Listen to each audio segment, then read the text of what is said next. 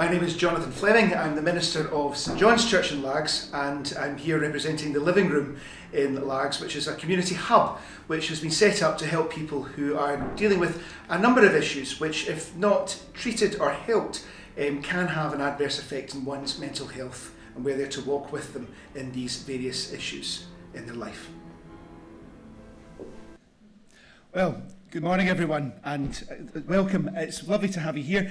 I have travelled up from the coastal town of Lags in Ayrshire, a place where many of you may have visited, and a place where a number of people assume that its inhabitants have plenty of money and have it all together.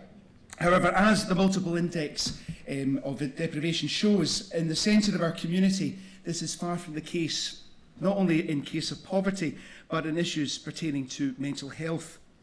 And in response to this, we formally opened in the September of this year the Living Room after acquiring premises in the early summer, and we've already worked with over 75 clients dealing with a catalogue of issues, some of which are complex.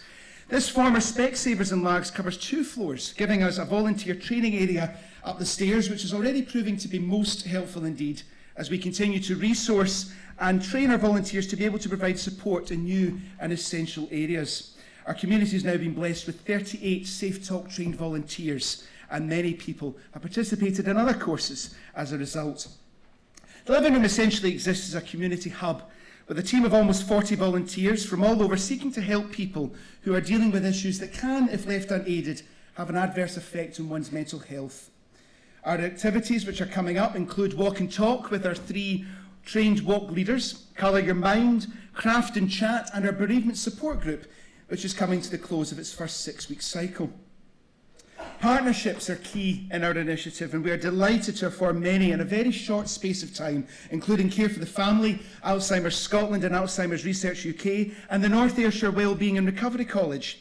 And we look forward to growing our partnership with CAP in 2020. We're also part of the Lags Wellness model and have a seat at the table with key agencies such as the Children and Adolescent Mental Health Services, the local GP and our local family worker, as well as many others.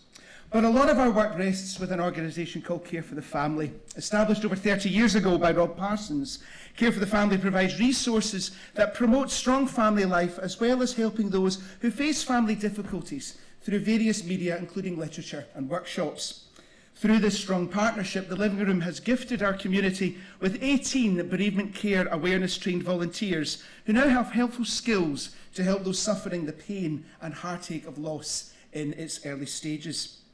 Douglas Crichton, our probation minister, and I are now licensed and trained facilitators for Care for the Family after 2 trips down to Manchester. We look forward to the upcoming launch of future workshops in parenting, marriage and Care for the Family's newest course, Left to Their Own Devices, Confident Parenting in a World of Screens. Care for the Family's leaflet range is also provided in the Living Room, with many of these leaflets on their 2nd or 3rd refill. Recently, we held a dementia awareness evening with Alzheimer's Scotland and Alzheimer's Research UK, and tomorrow, taster sessions for North Ayrshire Wellbeing and Recovery College will be launched, where people from the community can come in and help us to gauge what the community would like to see the college providing. As I said earlier, we look forward to developing our partnership with Christians Against Poverty, or CAP, in 2020, and we'd like to do this in 3 different areas. The first of these is the Money course, which is a DWP approved course to teach and develop budgeting skills using a cash-based system. We would hope to have 3 volunteers training for this in March, as well as someone training for life skills, a friendship group offering practical skills and ways to live a brighter future. We also look forward to the launch of a job club, helping people to comfortably enter or re-enter the world of employment with fresh or updated skills through various modules that are available through the Job Club programme. The community and agencies across our locality are already seeing the Living Room as a safe place for sound signposting, which is a huge affirmation of our work.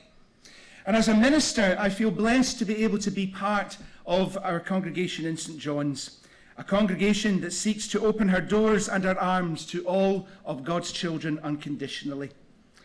In doing so, we feel able to answer God's call to serve and to shine as a beacon of light into the darkness experienced by many in our town.